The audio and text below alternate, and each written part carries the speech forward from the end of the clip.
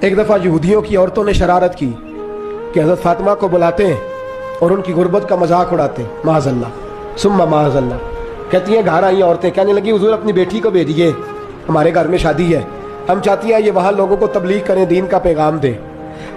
اب اس نام پر تو حضور ضرور بھیجا کرتے تھے، چاہے کوئی دھوکے سے ہی بلاتا۔ میرے حبیب پاک صلی اللہ علیہ وسلم نے کہا فاطمہ جاؤ۔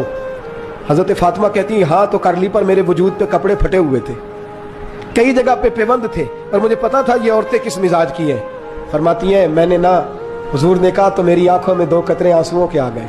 میں نے کہا یا اللہ اپنے لیے نہیں، تیرے نبی کے دین کے وقار کے لیے، یا اللہ یہ عورتیں یہ بڑے برے خیالات اور نظریات کی ہیں، یہ مذاق اڑائیں گی دین اسلام کا، مہربانی فرما، نظر کرم فرما۔